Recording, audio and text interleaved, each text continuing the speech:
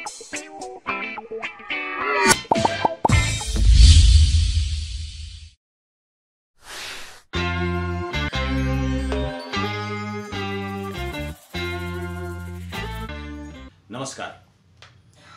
हम महेंद्र प्रसाद सिंह रवा सभे के स्वागत करतानी रंगश्री के यूट्यूब चैनल पर। कार्यक्रम बा भोजपुरी मिली भोजपुरी हस्ती से। तो आज के हमार जे अतिथि बानी वो मॉरिशस के भोजपुरी स्पीकिंग यूनियन के अध्यक्षा आदरणीय डॉक्टर श्रीमती सरिता बुद्धू जी। सरिता जी, रंगश्री में स्वागत बा। नमस्ते। सरिता दीदी आपन पूरा जिंदगी भोजपुरी कला आ संस्कृति के संरक्षण आ संवर्धन में बिता देले बनी। हम जानल चाहब रउआ से भोजपुरी के लोक गीतन के संस्कार गीतन के एगो बहुत बड़ समृद्ध परंपरा रहल बा। आ मॉरिशस में रवा 185 साल के बादो आज गीत गवाई के माध्यम से ओकरा के कैसे संरक्षित रखले बानी और ओकर दिन प्रतिदिन संवर्धन करत जा रहल बानी। महेंद्र प्रसाद सिंह जी, सबसे पहले आपके नमन करत हैं और आपके रंगश्री के दर्शक लोग के भी ये बहुत खुशी के बात बा। ये प्रश्न पूछत हुआ कि मॉरिशस में हमनी के पूर्वज लोग ये सब गीतन के जब मॉरिशस आल रही जा गिरमिटिया के रूप में, बिहार, उत्तर प्रदेश आदि कलकत्ता से जब जहाज छूटल तो 2 नवंबर 1834 से पहले लोग आए और तब से मॉरिशस में हमारी के गिरमिटिया लोग और फिर उनकर बाद उनकर संतान और फिर 4 पीढ़ी से ये लोग ये गीत के वहाँ पर अपन कंठ में ले आए रहन जा। और ये सब गीत जब शादी ब्याह मॉरिशस में होके तो गावत रहन जा। परिवार के लोग मिल करके, दादी नानी लोग और जितना कोई महिला लोग रहन जा, तो एकर से हर एक गांव में जैसे मॉरिशस में एक टोली जैसे बन गए रहा। और हम इस सब के देख ली, जांच कर ली और बहुत हमके अच्छा लगल। और धीरे धीरे हम सोचली कि आज के नया ज़माना में ये लड़कन जो बाटे थोड़ा ओकर से उतना परिचित ना रहन जा, तो हम सोचली कि एकरा के चाहेला और आगे बढ़ावे के एगो गीत गवाए के हम स्कूल खोल ली 2013 में। गांव बा मॉरिशस में पेची राफरे और वो सब महिला जो गिटारिन बानी, गुरुआइन बानी, जो के कंठ में गीत रहल बा आदिकाल से, तो उस सब उन लोग के हम इकट्ठा कर ली और इस स्कूल के चले। उस स्कूल में जैसे कि अभी देख बाई में कैसे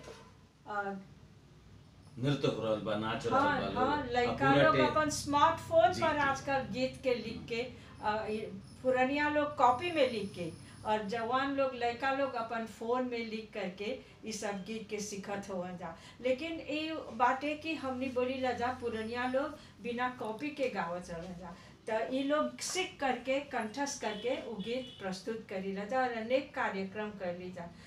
आज तक ले गीत गवाए के इतना एगो महत्वपूर्ण स्थान ले लेलक मॉरिशस के सांस्कृतिक वातावरण में कि सरकार देखलक कि ओके चाहेला यूनेस्को में भेजे के। और 2016 में गीत गवाए जन हम मॉरिशस के लोक गीत हो करके गीत गवाए यूनेस्को में प्रस्तुति होल और हर्जा परी ओकर विश्व पटल पर मान्यता प्राप्त हुई। वाह वाह, बहुत खूब, बहुत ही ऐतिहासिक बात है। ई राउर जे प्रयास बा कि नयकी पीढ़ी के पुरनिया लोग से ये सब संस्कार गीतन के पढ़ावल, सिखावल, कॉपी में नोट करके ओकरा के ई लय याद कइल, ओकर शब्द याद कइल, ई बहुत महत्वपूर्ण बा। अच्छा, एकरा में जोन रवा प्रयास कइनी एमे सरकार के भी सहयोग मिलल। देखा, हम सबसे पहले बहुत दिन से भोजपुरी के संबंध में हम कार्य करीला। वैसे तो हम खुद भोजपुरी ना सकत रही बतियाए, हम शहरात हैं मॉरिशस में और हौजा परी क्रियोल के जस्ती वातावरण बा। फिर भी जब हम गांव में गईली त देखली सब कोई भोजपुरी में बतियावेला, भोजपुरी में गावेला और नृत्य होवेला, झूमर नृत्य होवेला, हर प्रकार के शैली बाटे। तो हम देखली कि चाहेला एक आगे बढ़ा के और जाते जाते बतियाते बतियाते हम सीख लेली और 1982 में एगो इंस्टीट्यूट कायम करली पोर्ट लुइस में, मॉरिशस भोजपुरी इंस्टीट्यूट। और वो सब गीत के ले करके हम एगो बैलेट तैयार करली परबतिया कैसे प्रवासी घाट में जो पहल की महिला आयल और उस 16 सीढ़ी चढ़ करके प्रवासी घाट में मॉरिशस में आयल और 4 पीढ़ियों कर बाद में कैसे ये सब रीत रिवाज गीत और घर के वातावरण जो ना खान पान आदि हमने उसके बचा के रख ले हैं जा, प्रमोट कर ले हैं जा। तो वो सब बतैली जा और वो बैलेट में मान ला एक रेजुवेनेशन हो गए, एक नया नवीनीकरण हो गई, नवीनीकरण हो गए भोजपुरी के। नहीं यानी कि जस्ती जनता लोग अवेयरनेस हो गए लोग में, मालूम हो कि हाँ ये तो हमनी के संस्कृति बा और बहुत खुशी होलन जा, बहुत ही गर्व से एके देख लन जा। तो गांव गांव में चारों तरफ हमने एके प्रस्तुत। तो वो मॉरिशस भोजपुरी इंस्टीट्यूट हम कुछ लोग से ले करके ये मान ला NGO की तरफ अपन पैर पर अपन पैसा से अपन स्वच्छित रहल। तब बाद में सरकार हर एगो भाषा जो मॉरिशस में बोलल जाला लिखल जाला ओकर एगो स्पीकिंग यूनियन बनाए, यानी कि बिल ऑफ लेजिस्लेशन सरकार पार्लियामेंट में पास करलक, जहाँ की सरकार और अपोजिशन सब एके स्वागत करलन और ये बिल हो गल, लॉ हो गल, नीति बा मॉरिशस में और सुरक्षित है। तो एक जरिए से कला एवं संस्कृति मंत्रालय के तत्वावधान में ये चलेला। तो ओकर से थोड़ा सा एको सहारा के रूप में कुछ योगदान होवेला, फाइनेंशियल सपोर्ट। लेकिन ज़्यादातर ये जैसे महिला लोग गीत गवाए के स्कूल अपन पैर पर खड़ा होकर के कम्युनिटी लेवल अपन गांव के स्तर पर कहीं पर भी अपन भाषा के संस्कृति के प्रति इतना समर्पण बा, लोग के इतना उत्साह बा, बिल्कुल अपने खुद चलावेला कार्यक्रम। और ई में हमने कार्यक्रम समय समय पर करीला जा, जैसे भोजपुरी गीत गवाई और भोजपुरी साहित्य संस्कृति के हमने लोग में प्रस्तुति करीला जा, एक अवेयरनेस क्रिएट करीला जा। राउर एगो बड़ा ग्रंथ बा कन्यादान, जो ना के रवा अंग्रेजी में लिखले बानी, वो करा के हम कहब कि वो एगो मैनुअल बा ब्याह शादी भोजपुरिया परिवार में कैसे आ कौन कौन संस्कार आ कौन कौन गीत गवाला, ओकरा के सिलसिलेवार ढंग से रवा जे ग्रंथ में लिखले बानी आ ओकर पूरा वैदिक महत्व तक लिखले बानी, काहे ओकर शास्त्र में का महत्व बा, वो सब के साथ ई प्रेरणा रवा कैसे मिलल इस तरह के किताब लिखे के? अब गाँव और वातावरण में परिवार के दादी नानी बूढ़ी लोग बोले लन जा कि ऐसे करा और वो परंपरा चलने आ बा। तो हम सोचली एगो पुस्तक लिखब जा और पुस्तक सोचली एगो 51 पेज के पुस्तक लिख देवब। लेकिन जब वो में गहराई से गईली तो हम गईली वेद के समय तक, रामायण महाभारत स्मृति और गृह स्मृति जोन बाटे, गृह सूत्र जोन बाटे, अनेक ऐसे पुस्तक के पढ़ली और जांच करने लगली और 5 साल में ले ली तब समय लिखे के। और हर एगो विधा जोन बाटे शादी ब्याह में काहे होला कैसे होला का साइंटिफिक रूट हम खोजली और ओके वो पुस्तक में लिखली और अंग्रेजी में लिखली, काहे कि मॉरिशस में ज़्यादातर फॉरेन लेवल पर ताकि एकर लोग के मालूम होई। और एकर साथे साथे जितना गीत बाटे हर समय के ओगा गीत, तबे हम देखली कि संस्कार गीत है। ई सब गीत गवाए जो न संस्कार गीत।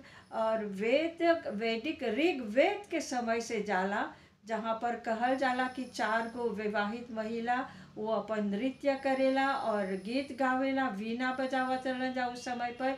और काहे गावेलन जा कि वो शुभ एगो शुभ विवाहित वातावरण पैदा होए, ताकि उ जो नयका लोग बाटे दूल्हा दुल्हन अपन गृहस्थ में प्रवेश हो करके अपन शुभ जीवन अच्छा से बिताइयन जा। तो ये सब मान ल ऐते आवता भारत में और मॉरिशस में और अनेक जगह जहाँ पर हमने के पूर्वज लोग गए बाटे। तो कन्यादान लिखते लिखते 800 पेज के बन गए, एगो ग्रंथ जैसे बोलत हुआ। और अभी दुनिया भर में वो पुस्तक मौजूद बाटे। और आज के दूल्हा दुल्हन लोग ओकर से होमवर्क करेलन जा। शादी ब्याह होला त काहे हम ये सब करत हैं, वो लोग के माँ बाप भी पुस्तक ले करके वो एगो अपन के सिखावेला, रेफरेंस बुक हवा। हम अपन दर्शक लोग के एह विषय पर बतावल चाहब कि कन्यादान जोन ग्रंथ बा ओमे हर विधि के शास्त्रीय तर्क बा। जैसे कि मटकोड़ काहे होला, ई किताब से हम देख करके एगो पूरा चार्ट बनेनी। हम हाल में बेटी के ब्याह कैनी है अच्छा, दीदी, तो हम उसे पूरा लिख के हर विधि के चार्ट बनेनी, और ताकि कोनो मेहरारू भूला मत जास की ये विधि के बाद का बा, हमार मलकिनियों तैयार रह सब विधि खातिर। तो वो चार्ट में ये प्रक्रिया के बाद ई संस्कार के बाद ही आ कौन गीत ओह से बहुत सहूलियत मिलल, आ कौन कौन गीत गवाई इहो हम लिख देले रही। अगर बूढ़ पुरनिया ना अइले तो यंग ग्रुप के भी कोनो दुविधा में रहे के जरूरत नहीं थे, वही चार्ट से देख करके आ लोग आगे बढ़त गई। तो इस तरह के ग्रंथ यहाँ के लिख करके एगो भोजपुरी संस्कार के संवर्धन में महान काम कैले बानी। एगो सवाल और हम पूछब कि रावा निमंत्रण पर हम गई रही मॉरिशस में पिछले ही साल एगो वर्कशॉप करे, थिएटर वर्कशॉप करे। देखनी हम कि भोजपुरी भाषा में अंग्रेजी मीडियम में पढ़े वाला स्कूल आ कॉलेज के लड़का बड़ा सहजता से नाटक क देले सब। तो हमरा मन में एगो सवाल आई कि जब अंग्रेजी मीडियम में पढ़े वाला सब लड़का भोजपुरी से अतना अवेयर बड़े सतना वाकिफ बड़े सकी एकदम तत्काल भोजपुरी नाटक क देले सब, तो जब भोजपुरी के पढ़ाई शुरू काहे ना भइल, या कोनो योजना बा कि हाँ आगे भोजपुरी के भी पढ़ाई हुई? हाँ, बात ये है कि जब अंग्रेज शासन होल तो उन लोग में एक समझौता होल कि फ्रांसीसी सभ्यता, भाषा, नीति सब रखल जाए। और वो ऐसे परंपरा होते आल। तो हमने के पूर्वज जब आल हो जा बहु मूल्य रूप में रहना जा, लेकिन और लोग भी बाटे मॉरिशस में, और लोग भी आयल बाहर से, सब इमिग्रेंट्स ही रहलन। अच्छा, और सब माइग्रेट होकर के आल हो जा, कोनो हो जा के आदिवासी ना रहल। तो जे भी आल बा हमने से पहले जो अफ्रीका लोग के आए रहलन जा हो जा परी। और उन लोग के जब स्लेवरी एबोलिश्ड हो गल तब फिर हमने के पूर्वज लोग के बुलावल गल। और मॉरिशस में खाली भोजपुरिया लोग ना बा, तमिल के लोग बा, तेलुगु के भारत से महाराष्ट्र लोग के भी बा, और फिर चाइनीज लोग भी गए रहल हो जा परी मजदूरी करे। लेकिन वो लोग मजदूरी ना सह ट्रेड में और दुकान चलावे लगलन जा। और जो मिल मालिक लोग रहलन जा, फ्रांसीसी लोग, अंग्रेज लोग, तो इस सब के मिल करके मान लो मॉरिशस में बहुभाषी, बहुसांस्कृतिक, बहु सभ्यता, बहु धार्मिक लोग बाटे। और उस सब के बीच में भोजपुरी के कैसे हमने आगे बढ़ाओ जा, कैसे और हो जा परी। हमने तो स्कूल में लड़का लोग हिंदी पढ़ेला और हिंदी के बहुत आगे, हिंदी में बहुत ओकर उत्तम स्तर पर पहुंच गए जा। महात्मा गांधी संस्थान आदि बाटे जोन पर संस्कार के बढ़ावा देला। तो अंग्रेजी, फ्रेंच, हिंदी, तमिल, तेलुगु, मराठी, क्रियोल ये सब के बीच में भी भोजपुरी के स्थान बाटे। वही बोली कि सरकार एगो स्पीकिंग यूनियन बनैले बा। तो हमनी के चेष्टा बा कि जैसे अन्य भाषा के पढ़ावल जाला स्कूल में, भोजपुरी के भी ओकर महत्व रही और कोशिश होइल बाटे और वो सरकार अभी जल्द से जल्द एगो रूप दे करके, एगो विधा दे करके, एगो स्लॉट दे करके वो कैसे भोजपुरी के स्कूल में आनी। और लेकिन हमने अपन तौर पर हमने के कैंपेन, हमने के जो भोजपुरी स्पीकिंग यूनियन और अन्य लोग जो बाटे एके जारी रखत है जा। तो ई बरिस हमने के जो प्लान बाटे कि भोजपुरी के प्री प्राइमरी से लेकर के गीत, कविता, खेल आदि के जरिए से लड़का लोग के कैसे, कहे कि आजकल के दुनिया भर में जो लड़का लोग जस्ती बोलेलन जा जो भाषा ग्लोबलाइज्ड बाटे, जोना में व्यवसाय के रोजगार के अवसर। तो हमने बतावत है जब यूनेस्को भी एक पर जोर देवेला कि जोन आपनी के जोन अपन के जोन पारंपरिक जोन हेरिटेज भाषा बा, लैंग्वेज बा और कला बा, संस्कृति बा, ओके कैसे बचा के रखल जाए, ओके कैसे, कहे कि उमें हमनी के मान ला एगो पहचान बाटे, आदमी उमें खुश रहेला जोन वो ओकर पैदाइशी से ओकर पूर्वज लोग लेके आल बा, ओके कैसे एगो रिचनेस बाटे, धनी बाटे संस्कृति के, तो ओके कैसे रखल जाए। तो इस सब में हमने कोशिश करत है जा।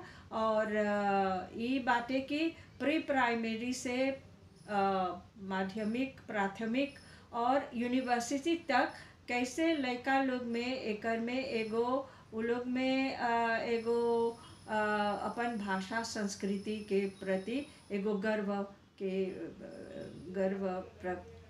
हमने प्राप्त सकियन जा करी। तई चलता और हमने एगो प्लान मिनिस्ट्री ऑफ एजुकेशन में भेज दिले हैं जा कि कहाँ कहाँ कैसे कैसे कौन समय पर हर एगो लेवल पर ये योजना हमने तैयार करते हैं। खेल के माध्यम से, एलोक्यूशन कॉन्टेस्ट से लड़का लोग वार्तालाप करी, ड्रामा के नाटक जैसे आप बोल नाटक में बहुत पकड़, और फिल्म के जरिए से आजकल मीडिया जो है बहुत ही एगो लड़का लोग में बहुत ओकर जस्ती पकड़ बाटे। तो एगो भोजपुरी क्लिप कंपटीशन करल जाता और भोजपुरी डॉक्यूमेंटरी लड़का लोग खुद अपन बनाए, भोजपुरी में बतियाए, भोजपुरी के माध्यम से भोजपुरी गीत में डाल के भोजपुरी एगो रूपक तैयार करके वो खुद वो लोग बनाए और हमने देखल जाए कैसे ओके आगे बढ़ावा। ओ मेरा अवार्ड भी देता नहीं, और ये जानला कि अगर आवत साल हमने के प्राइम मिनिस्टर जब प्रवासी भारतीय दिवस में अलन बनारस में भारत में पिछले जनवरी में 21 से 23 तक, तो वो ऐलान कलन अपन भाषण में कि अगले साल मॉरिशस में अंतर्राष्ट्रीय भोजपुरी महोत्सव मनावल जाए। जी बहुत स्वागत के योग्य बाई। हम जब मॉरिशस में रही तो देखनी कि उजा भोजपुरी लोक गीत के एगो प्रतियोगिता रहे, जोना में कई सारा स्कूल आपन आपन प्रस्तुति लेके आई रहे। ये बड़ा अच्छा लगल। आओ में सर्वश्रेष्ठ, द्वितीय, सर्वश्रेष्ठ सबके पुरस्कार भी रहे। वैसा ही राउर भोजपुरी स्पीकिंग यूनियन के तरफ से भी एक तरह के कोनो प्रतियोगिता होला का जोना में के सर्वश्रेष्ठ नाटक के या गीत के अवार्ड दिहल जात होखे? हाँ बिल्कुल, हमने के ये योजना बाटे और इस सरकार के जरिए से करीब 30 साल से लगातार हर एगो भाषा में और में भोजपुरी में भी यूथ ड्रामा फेस्टिवल होला और इमें वो लोग के एगो देश भर के जो पहले तो नाटक कोई के ले करके प्रस्तुति होता, आजकल अपने खुद लिखे लन जा, स्क्रिप्ट लिखे लन जा और अवार्ड मिलेला। और उस सब के ले करके हमने स्पीकिंग यूनियन भी उन लोग के प्रोत्साहित करत है जा। आप तो देख ले रहा जा कि गीत गवाए के महिला लोग जो गृहस्थ आश्रम में रहे लन जा, अपन गृहस्थी के अलावा कुछ ना जाने लन जा, गीत गवाए जाने लन जा, गीत के बचा के रखले होवन जा और उ लोग के हम गोड़ लागिला।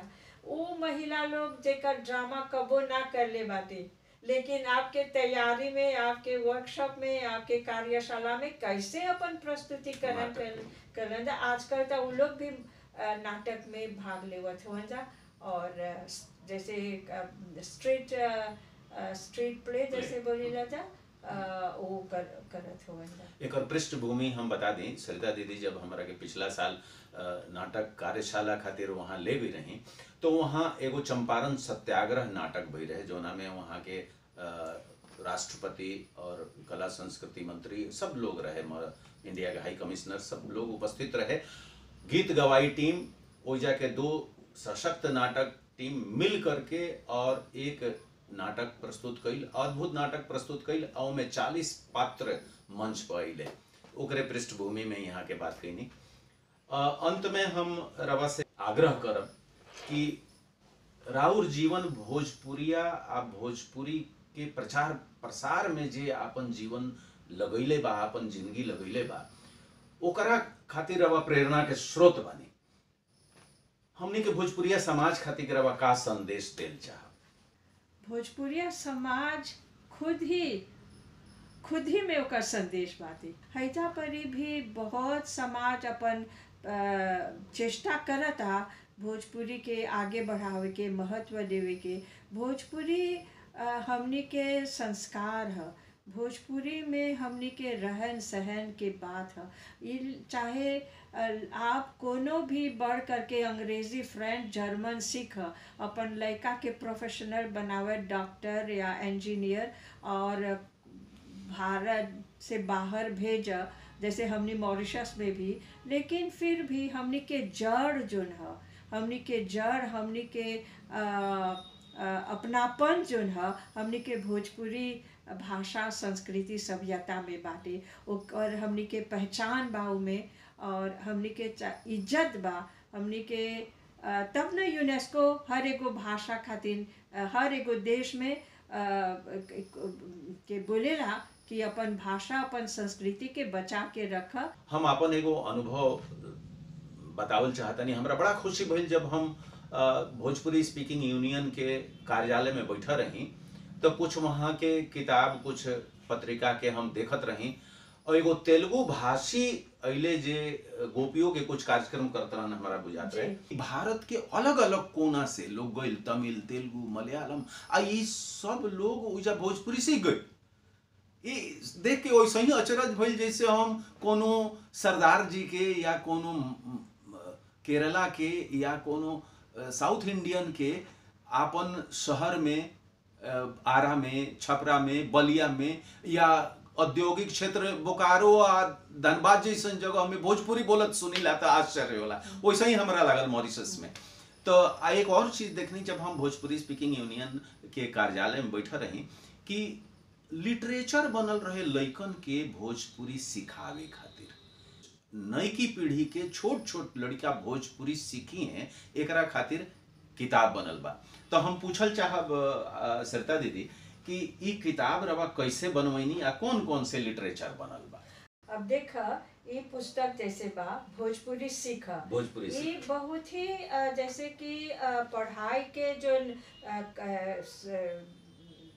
योजना रहेला, करिकुलम रहेला, ओकर मुताबिक ये किताब हमनी बनैली जा। और कैसे बैठका में जा करके लड़का लोग के छोटा अवस्था में देवनागरी के जरिए से सिखावल जाए। अब देखा ऊ में घड़ी के बात बाटे, कैसे लड़का के चाहेला सुबह अपन समय पर उठ करके स्कूल जाके, फिर ओकर बॉडी पार्ट्स बाटे, ओकर अपन शरीर के अंग कैसे वो जानी कौन सी बोलल जाला। फिर परिवार में लड़का जानेला कि हमार परिवार में के बा, दादा बा, दादी बा, नानी बा, सब भाई बहन बा, यानी कि फैमिली यूनिट पर भी, फैमिली एकता पर भी महत्व देला जा। अपन जो हमनी के घर में, रसोई घर में लड़का आजकल तो सब मॉडर्न चीज बाटे, फिर भी जो रोटी बेलल जाला पकाव जाऊ तो ओसने है, तावा, लोटा आदि, तब कैसे ओकर आधार पर एगो माने कि खेल के जैसे, या एगो छोटा कविता के रूप में लड़का के सिखावलो कर साउंड भी ओकर में आवाज भी चलेला। जैसे हम आपके सुना देला कि बोल बोल बोल भोजपुरी बोल, तो ई बोला जाला चौकी बेलना बेल बेल बेल गोल मटोल रोटी बेल। अब रोटी कैसे ना गोल रहेला, लड़का उसे वो भी सीखता। और फिर के उखरी मुसर टोक टोक टोक, अदरक लहसुन कूट कूट कूट, और सिल लोढ़ा पीस पीस पीस, चट चट चट चटनी पीस, और उमें करछुल झरना छन छन छन, आलू पकोड़ा छान छान छान। तो इससे लड़का के बहुत चीज ओकर में ज्ञान आवता, अपन संस्कृति के ज्ञान आवता और सभ्यता के ज्ञान आवता। चाहे वो मॉडर्न रूप से चाहे कहाँ पर ही खाए, वो आजकल के पकवान बाटे वो खान पान में भी बनल रहेला। जैसे दाल पूरी मॉरिशस में बहुत मशहूर बात है, खैले बानी मॉरिशस में। अब लड़का के कैसे आगे ओकर समय पर उठे के घड़ी का हो, तो घड़ी बोले टिक टिक टिक, और लड़का के अच्छा लगेला, तनी ओकर से खेल भी होवेला। समय गंवावा ना अधिक, झटपट अपन काम कर, पढ़ लिख के जग में ऊंचा नाम कर। इमें सीख भी बातें, मूल्य भी बातें, वैल्यूज एजुकेशन बा। घड़ी बोले टिक टिक टिक, सुई बोले 8 बजल, घड़ी बोले जा स्कूल, घड़ी बोले टिक टिक टिक, समय गंवावा ना अधिक। एक हम देखनी कि उमे लिखा रहे, कविता रहे, शायद ये किताब में रही कोनो दोसर किताब में, कि उठ नेहा पूजा कर, हाँ, इहो लिखा रहे, माई बाबूजी के प्रणाम कर। हाँ, ये बहुत अच्छा लागल कि रवा भोजपुरिया संस्कृति या संस्कार के किताब के माध्यम से देवे के कोशिश करल। बहुत सुंदर बात। तो बहुत बहुत धन्यवाद सरिता दीदी, रवा हमरा के समय देनी हमनी के। अभी रवा देखत रही मिली भोजपुरिया हस्ती में मॉरिशस गणराज्य की भोजपुरी स्पीकिंग यूनियन के अध्यक्षा डॉक्टर श्रीमती सरिता बुधू जी के वहाँ के विचार रवा सुननी। अब रवा अगला एपिसोड में हम फिर कोनो भोजपुरिया हस्ती से रवा के मिलवाई, इंतजार करे, जरूर देखब रंगश्री के यूट्यूब चैनल पे। नमस्कार।